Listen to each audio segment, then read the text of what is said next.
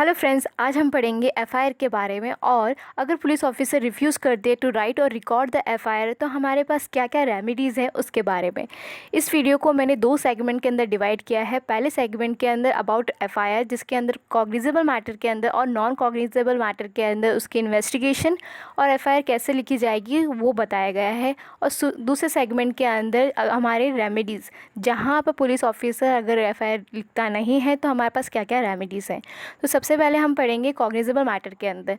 इससे पहले मैं एक चीज़ क्लियर करना चाहती हूँ कि सीआरपीसी के अंदर कहीं पर भी स्पेसिफिक एफआईआर वर्ड नहीं कहीं लिखा हुआ है। वहाँ पर यहाँ कहीं एफआईआर वर्ड स्पेसिफिक या उसकी मीनिंग या डिस्क्राइब नहीं किया गया है। ये हम यूजुअली ज़रूर बोलते हैं कि FIR means section 154 of CrPC, जो वो उसका प्रोसीजर बताता है।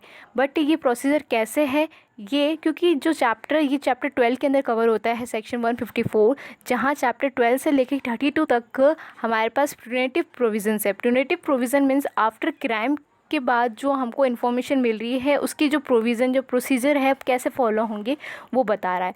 तो सेक्शन 154 के अंदर हमको फर्स्ट टाइम इन्फॉर्मेशन मिलती है क्राइम होने के बाद में कि ये क्राइम हुआ है या अटैम्प्ट हुआ है, तो उसकी इन्फॉर्मेशन हमको मिलती है।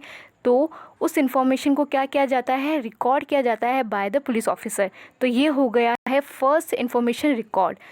कॉग्निजेबल मैटर वो होते हैं जहाँ पर पुलिस को वारंट की ज़रूरत नहीं है, वो विदाउट वारंट आपको क्या कर सकती है, अरेस्ट कर सकती है। इन शॉर्ट मैं कहूँ तो ये एक ऐसा ऑफेंस है जहाँ के अंदर सीरियस ऑफेंस की कैटेगरीज सारे कवर होती है कॉग्निजेबल मैटर के अंदर। वहाँ पर हमको इन्फॉर्मेशन दो सेंस में मिल सकती है, एक तो ऑरल और एक बाय रिटन।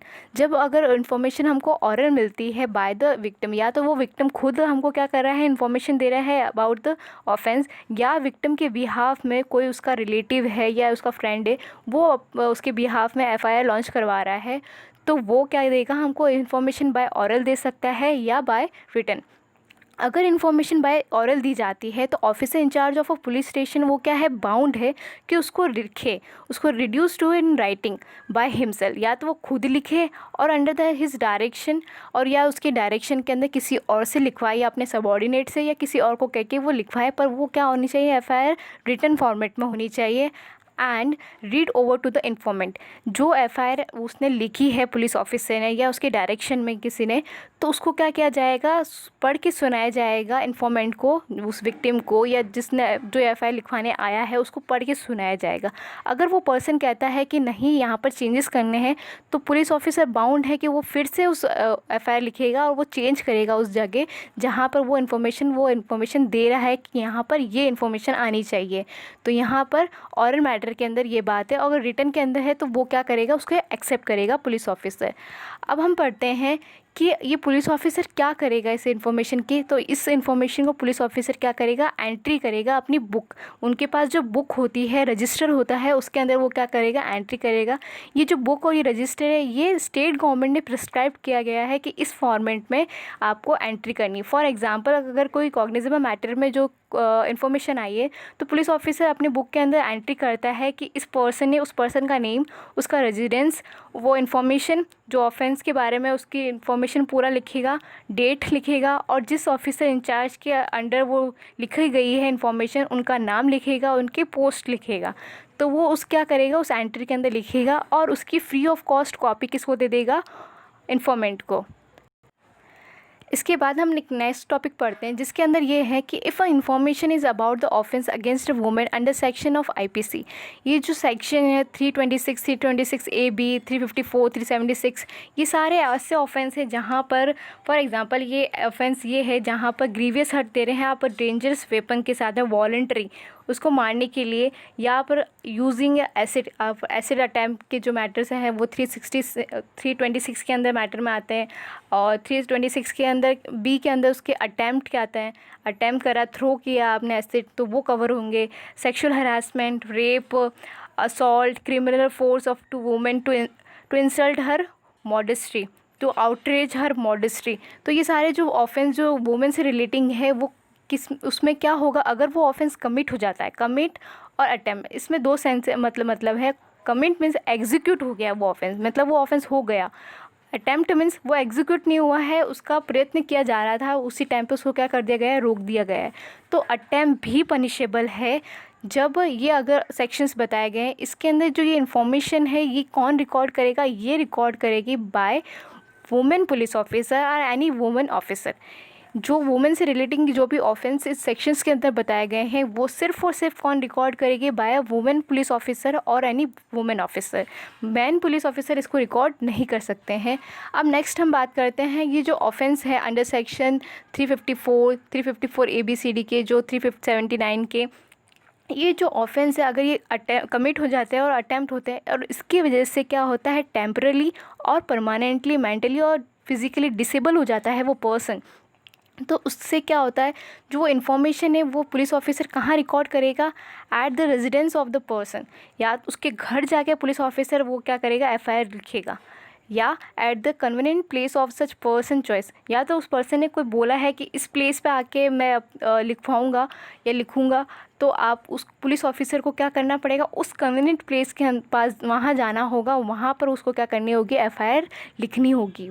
और in the presence of the interpreter और अ स्पेशल एजुकेटर। हम मूवीज़ में ये ज़रूर देखते हैं, कितनी बार हमने देखा है कि कभी ऐसा मैटर होता है बहुत सीरियस है, वो हॉस्पिटल के अंदर एडमिट है वो विक्टिम, तो वहाँ पर वो बोल नहीं पा रहा है ऐसा कुछ, तो वहाँ पर एक इनके प्रेजेंस में कोई इंटरप्रिटेटर है या कोई जैसे एक्सपर्ट है साइन लैंग्वेज के, तो उनके प्रेजेंस में डॉक्टर है, उनके प्रेजेंस में क्या करा जाएगा, वो FIR लिखी जाएगी और उसको क्या की जाएगी, वीडियोग्राफ्ट किया जाएगा। The recording of a such information shall be a videograph, तो उसको क्या कहेगा किया जाएगा, बाय वीडियोग्राफ किया जाएगा। अब हम नेक्स्ट पढ़ते हैं नॉन कॉग्निजेबल मैटर में।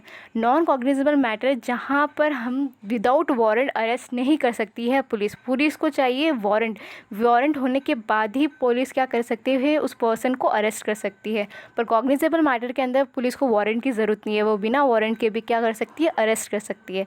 तो इस मैटर में जब इन्फॉर्मेशन पुलिस को मिलती है तो पुलिस क्या करेगी, when information given to the police officer in charge of a police station of a non cognizable matter के अंदर shall enter in the book, जो ये NCRA means non cognizable register, उसके अंदर क्या करेगा, उसकी एंट्री करेगा और रेफ़र कर देगा इन्फॉर्मेंट टू द मजिस्ट्रेट। उस जो इन्फॉर्मेशन जो विक्टिम है, जो इन्फॉर्मेंट है, जो इन्फॉर्मेशन लिखवाने आ रहा है, जो FIR लिखवाना चाह रहा है, उसको क्या कहेगी, आप मजिस्ट्रेट के पास चाहिए। ये ऐसा क्यों कर रही है, वो उसको मजिस्ट्रेट के पास पुलिस क्यों भेज रही है, इसलिए क्योंकि नॉन कॉग्निजेबल मैटर के अंदर पुलिस के पास डायरेक्ट राइट नहीं है कि वो इन्वेस्टिगेट करे। कॉग्निजेबल मैटर के अंदर उसके पास डायरेक्ट राइट है कि वो इन्वेस्टिगेट भी कर सकता है और अरेस्ट भी कर सकता है पर्सन को, बट नॉन कॉग्निजेबल मैटर के अंदर वो इन्वेस्टिगेट नहीं कर सकता बिना ऑर्डर के मजिस्ट्रेट के। तो no police officer shall investigate non cognizable cases without the order of a magistrate having a power to try such cases और attempt the case for trial. सारे मजिस्ट्रेट नहीं, वही मजिस्ट्रेट जो जिसके पास पावर है कि वो उस केस को वो ट्राई कर सकता है, उसके अंदर ट्रायल स्टार्ट कर सकता है, उसी मजिस्ट्रेट की ऑर्डर पास, अगर उस मजिस्ट्रेट ने ऑर्डर दिया है तभी क्या करेगा, पुलिस ऑफिसर उसमें इन्वेस्टिगेट करेगा। और साथ में जो ये मजिस्ट्रेट ऑर्डर दे देता है, order given by a magistrate, then the police officer exercise the same powers in respect of the investigation like a cognizable cases. अगर मजिस्ट्रेट आपको ऑर्डर दे देता है पुलिस ऑफिसर को कि आप इन्वेस्टिगेशन कीजिए नॉन कॉग्निजेबल मैटर के अंदर, तो उसके पास सेम पावर है जैसे कि वो कॉग्निजेबल मैटर के अंदर इन्वेस्टिगेट करता है, बट जो पावर कॉग्निजेबल मैटर के अंदर अरेस्ट करने की थी वो यहाँ पर नहीं है। जब तक उसको वारंट नहीं मिल जाता तब तक वो अरेस्ट नहीं कर सकता है। और अगर यहाँ इस केस जब 2 या 2 से ज़्यादा कोई ऑफेंस हो रहे हैं, the cases related to 2 or more offense of which at least one is a cognizable, the case shall be deemed to be a cognizable। यहाँ मीन्स एक मैटर कॉग्निजेबल का केस ऑफेंस किया एक पर्सन ने और उसी पर्सन ने 2-3 offence और किए हैं जो नॉन कॉग्निजेबल में कवर होते हैं। भले ही उसने एक किया है तो सारे का सारा हम क्या माना जाएगा कि उसने कॉग्निजेबल ऑफेंस किया है, तो उसको सारा को हम किस में कवर कर लेंगे, कॉग्निजेबल मैटर के अंदर हम उसको कवर कर लेंगे, एज अ कॉग्निजेबल हम उसको क्या करेंगे, फिर डील करेंगे। अब सबसे इम्पॉर्टेंस है रेमेडीज़ के बारे में कि जब अगर पुलिस ऑफिसर हमारी FIR को नहीं लिखता है, रिफ्यूज़ कर देता है, तो हमारे पास क्या क्या रेमेडीज़ हैं। तो सबसे पहले रेमेडीज़ हमारे पास ये है कि हम सुपरिटेंडेंट ऑफ पुलिस, जो डिस्ट्रिक्ट के हेड होते हैं, उनको सेंड करेंगे सारी सब्सटेंस, जो इन्फॉर्मेशन है हमारी, जो FIR हम के उसके सब्सटेंस सेंड करेंगे by in writing by post. लिख के हम उनको पोस्ट कर देंगे। तो अब जब वो सुपरिटेंडेंट ऑफ पुलिस सेटिस्फाई हो जाता है कि जो इन्फॉर्मेशन जो डिस्क्लोज़ करिए वो कॉग्निजेबल मैटर के अंदर है, नॉन कॉग्निजेबल का नहीं बात हो रही है यहाँ पर, यहाँ सिर्फ और सिर्फ कॉग्निजेबल मैटर की बात हो रही है। जब superintendent of police SP satisfy हो जाता है कि कॉग्निजेबल मैटर का है ये, तो या तो वो खुद इटसेल्फ क्या करेगा, वो इन्वेस्टिगेट करेगा, और या तो वो डायरेक्ट कर देगा अपने सबऑर्डिनेट को कि आप इन्वेस्टिगेट कीजिए। बट अगर ये भी हो सकता है कि जो सुपरिटेंडेंट ऑफ पुलिस है वो एक्सेप्ट ही नहीं करे आपकी पोस्ट को, जो आपने पोस्ट किया है, सब्सटेंस लिख के दिया है बाय पोस्ट, वो एक्सेप्ट ही नहीं करे, या एक्सेप्ट तो कर लिया है बट उसका रिप्लाई नहीं आया अभी तक। तो उस सेंस में हम क्या करें, और डिले हो रहा है, तो उसके पास हमारे पास एक और रेमेडीज़ है कि हम एप्लीकेशन दे दें मजिस्ट्रेट को। हमेशा ये याद रखिएगा, मजिस्ट्रेट एफआईआर नहीं लिखता है, एफआईआर सिर्फ और सिर्फ कौन लिखती है, पुलिस लिखती है। मजिस्ट्रेट के पास क्या होती है, जाता है एप्लीकेशन जाती है या कंप्लेंट जाती है, एफआईआर नहीं लिखाई जाती है मजिस्ट्रेट को। तो हम एप्लीकेशन देंगे मजिस्ट्रेट को under section 156 of sub section 3 के अंदर। उसके अंदर क्या होगा, मजिस्ट्रेट क्या करेगा, ऑर्डर करेगा पुलिस ऑफिसर को टू रिड्यूस द एफआईआर, कि आप एफआईआर लिखिए। तो ये चीज़ क्या हमने पढ़ी है कि हमारे पास दो रेमेडीज़ हैं।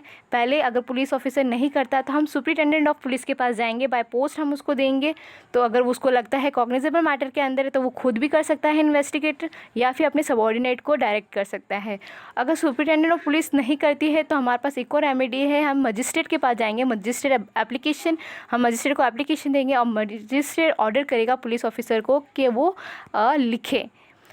तो आई होप आपको क्लियर होगा कि क्या है सेक्शंस 154 और सेक्शन 54 और सेक्शन 155 ऑफ सीआरपीसी, और हमारे पास क्या क्या रेमेडीज़ है।